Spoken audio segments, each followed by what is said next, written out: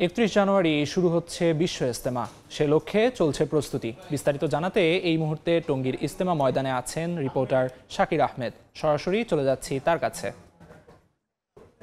তাবলিগ জামায়াতের সবচেয়ে বড় যে আনুষ্ঠানিকতা অর্থাৎ টঙ্গীর তুরাগ নদের তীরে যে বিশ্ব ইজতেমা, সেটির কিন্তু শেষ মুহূর্তের প্রস্তুতি চলছে।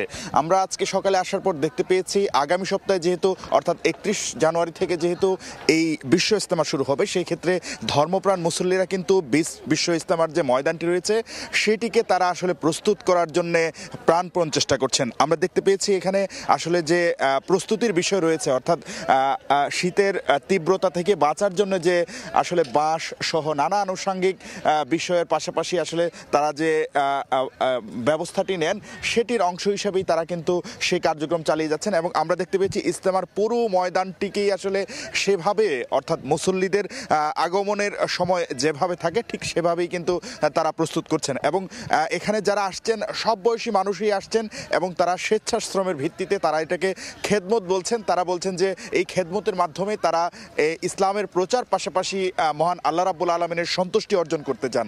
আমরা দেখতে পেয়েছি শুধু এই টঙ্গী নয় বা এই গাজীপুর নয়, দেশের বিভিন্ন স্থান থেকে কিন্তু মুসল্লিরা আজকে এসেছেন। এখানে তারা স্বেচ্ছাশ্রম অর্থাৎ খেদমত দিয়ে কিন্তু তারা এই ময়দানটিকে পরবর্তীতে যে মুসল্লিরা আসবেন অর্থাৎ 31 তারিখ থেকে যে বিশ্ব ইজতেমা শুরু হবে সেই ইজতেমা আগত মুসল্লিদের জন্য তারা কিন্তু প্রস্তুত করছেন। এবং এখানে আমরা দেখতে পেয়েছি সবাই কিন্তু অত্যন্ত আসলে আন্তরিকতার সঙ্গে, আমরা যদি বলি যে তারা খুব আগ্রহ নিয়ে কিন্তু এই কাজগুলোতে অংশগ্রহণ করছেন।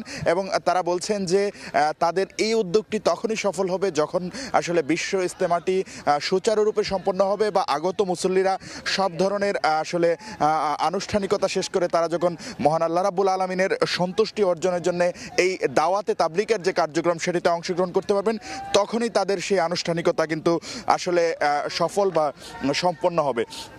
পাশাপাশি আমরা দেখতে পেয়েছি এখানে নিরাপত্তার চাদরে ইজতেমা ময়দানটিকে ঢেকে দেওয়া হয়েছে এবং আগত বিদেশি মুসল্লিরাও কিন্তু ইতোমধ্যে বিদেশি মুসল্লিদের একটি অংশ এসেছে।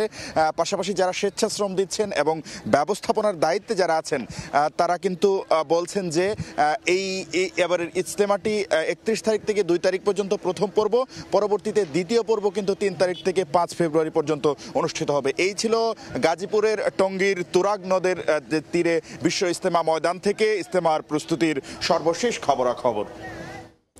সরাসরি যুক্ত ছিলাম টঙ্গীর ইজতেমা ময়দানে।